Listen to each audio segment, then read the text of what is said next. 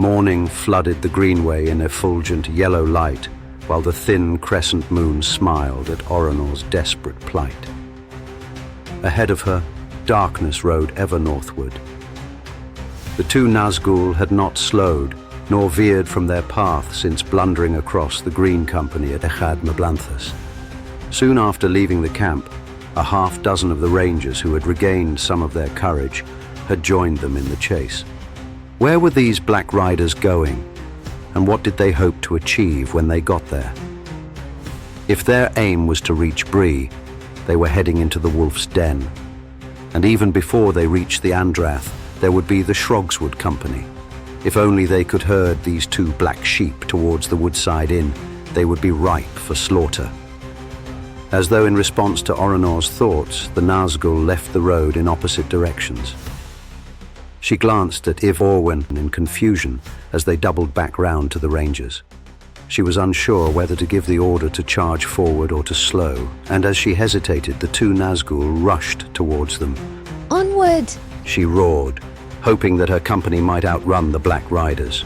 The rangers drew their swords as the Nazgul came charging towards them.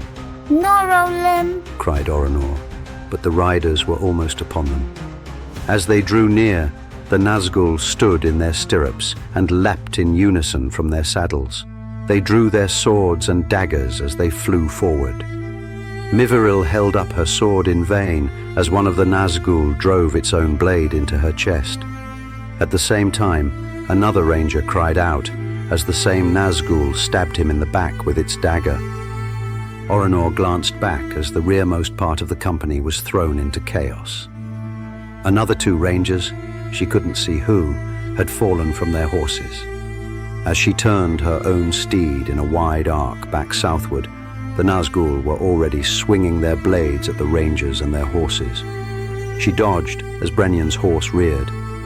He tried to stay in his saddle, but as Oronor made for the nearer Nazgul, it stabbed Brenyan in the back. She cried out in anguish as she charged towards the Nazgul, swinging her sword. Vorondil and Iv Orwen fought the other Black Rider as the remaining rangers joined them in fighting them both. But the Nazgul were unnaturally fast, blocking and parrying as though reading their enemies' thoughts.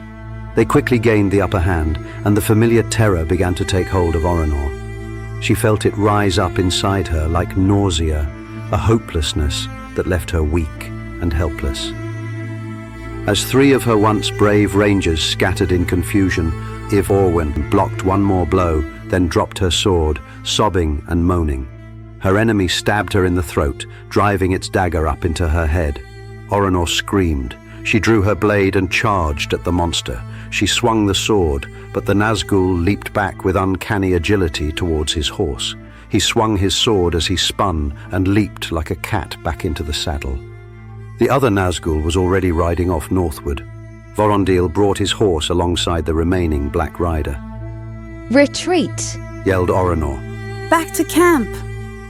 But the others had already started riding southward. Vorondil swung his sword, but the Nazgul blocked it, driving his dagger into the ranger's flank. Vorondil!